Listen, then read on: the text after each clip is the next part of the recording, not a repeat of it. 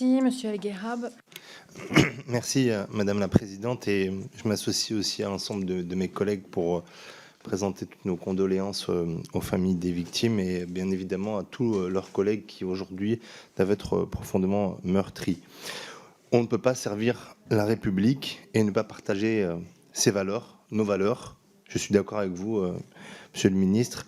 Chaque fonctionnaire où qu'il se situe dans la hiérarchie doit avoir la République au cœur et vous faites bien de le rappeler. Merci pour votre exposé, mais il y a des choses qu'il faudrait clarifier, notamment sur le terme signalement. Signalement, faible ou forte intensité, c'est quoi? Qui évalue l'intensité du signalement?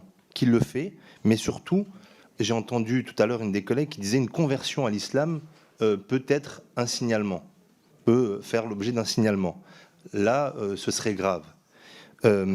Parmi les signes potentiels, une entorse à la laïcité, bien évidemment, ça peut faire l'objet d'un signalement, mais une pratique exacerbée de la religion pendant le ramadan, il se trouve que dans la religion musulmane, pendant le ramadan, il y a une pratique un peu plus forte de la religion, puisque le soir, tous les musulmans qui sont un peu pratiquants se rendent à la mosquée pour prier et font des séries de prières qui s'appellent les tarawih. Donc il y a de fait une pratique exacerbée de la religion pendant le ramadan. Et pour terminer, le port de la barbe, vous avez cité le port de la barbe, ça peut être aussi problématique. D'ailleurs, je constate que vous avez une barbe vous-même. Si vous étiez musulman, j'espère que vous ne seriez pas considéré comme signalé. Voilà. Merci. Je vous remercie, Marie-France Laureau. Voilà. Je voudrais répondre à M. El Guerrab. Quand on identifie,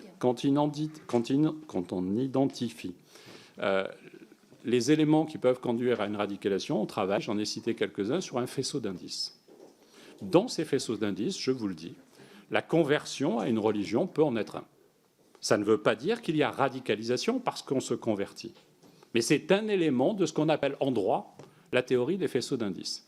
Et donc c'est l'ensemble de ces faisceaux qui amène à une vérification, et ce n'est pas l'ensemble de ces faisceaux qui fait la radicalisation. C'est la vérification qui doit permettre de voir s'il y a un phénomène de radicalisation ou pas. La barbe peut en être un. Dans le cas dont on parle à la préfecture de police, l'auteur avait une barbe courte. Il n'avait pas une barbe caractéristique de la pratique, par exemple, des salafistes. Je voudrais